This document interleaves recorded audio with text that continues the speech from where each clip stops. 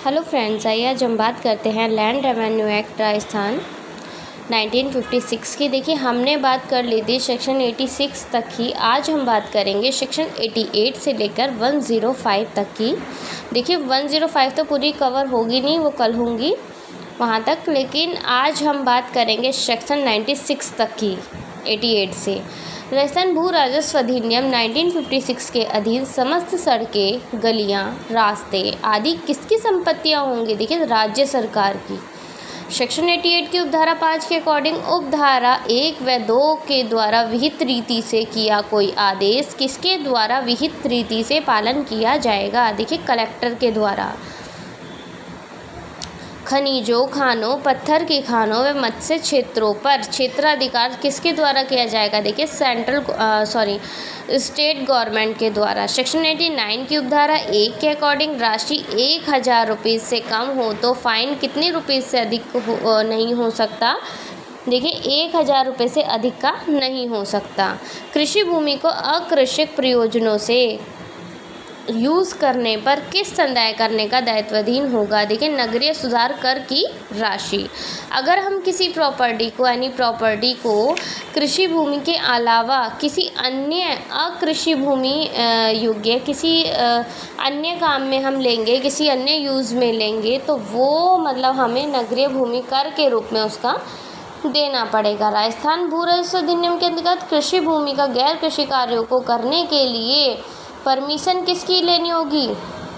राज्य सरकार के विहित अधिकारी की, जो भी उस समय पे अवेलेबल होगा अधिकारी उसकी। सेक्शन 90 सब क्लॉक ए कहती है। ये कौन सी धारा अंत स्थापित की गई? सेक्शन 90 सब क्लॉक ए को ही अंत स्थापित किया गया। कौन सा अधिकारी कृषि भूमि पर अत्याचार के मामले में स्वप्रेरणा से या आवेदन पर बेदखली का आदेश कर सकता है? देखिए, तहसीलदार। तहसीलदार किसी कृषि भूमि पर खड़ी फसल या निर्मित भवन के बारे में अधिकारी को क्या आदेश नहीं दे सकता? देखिए, राज्य सरकार से समअवगत करने का आदेश। वो कुछ भी एक्शन ले सकता है, लेकिन वो राज्य सरकार को मतलब जब्त करने का आदेश नहीं दे सकता उस प्रॉपर्टी को। ठीक है, राज्य सरकार से संपर्क करने का आदेश नहीं। सेक्शन 91 के अधीन कृषि भूमि का अधिकारी पूरे किसी भाग के दौरान प्रत्येक कृषि वर्ष के लिए अतिचार के पहले कार्य के लिए कितनी शास्ति का भुगतान करने का दायित्व होगा? भाई देखिए, अगर उसने कोई जो कृषि भूमि है या अन्य भूमि है उस पर अतिचार किया है तो वो शास्ति जो होगी, शास्ति दंड के स्वरूप में उसको वार्षिक किराए के 50 गुना तक देना होगा। ठीक है, यदि कोई व्यक्ति यानी प्रॉपर्टी को बिना प्राधिकार के अपने अधिभोग में लेता है, वह तहसीलदार के तहसीलदार के नोटिस के बावजूद भी वह प्राधिकार नहीं छोड़ता, तो दोष सिद्धि पर कितना पनिशमेंट मिलेगा? देखिए, 3 साल का imprisonment, 3 years imprisonment with fine 20,000। Rajasthan भू राजस्व अधिनियम 1956 की धारा 92 यानी 92 के अधीन किस प्रकार की भूमियाँ विशेष प्रयोजन के लिए अलग रखी जा सकती हैं? देखिए, नगर पालिका का प्रयोजनार्थ, आबादी के विकास हेतु, पशुओं के लिए मुफ्त चारागाह और वन संरक्षण हेतु।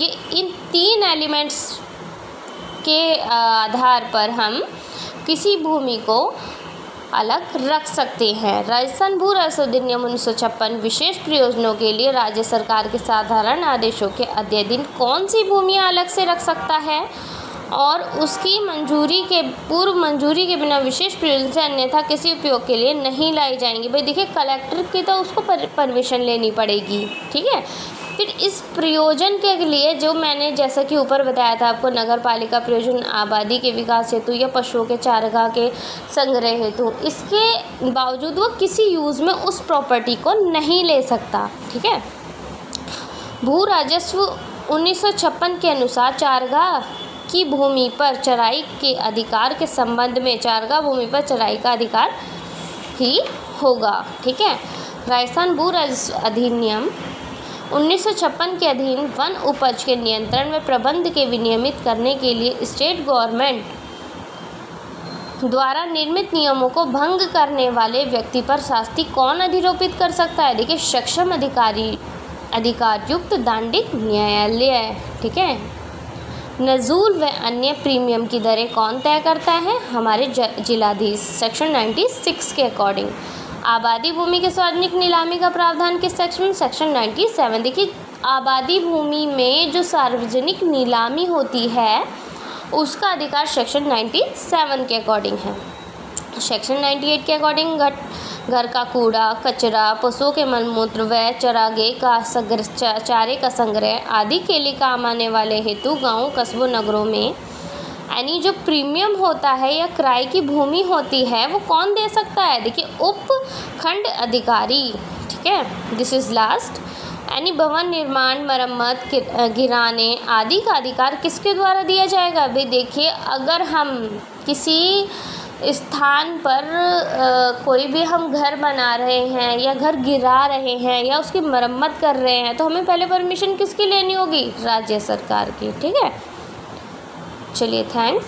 कल हम बात करेंगे नेक्स्ट वीडियो में इससे आगे की सेक्शंस की। आज हमने बात करी सेक्शन 97 तक की।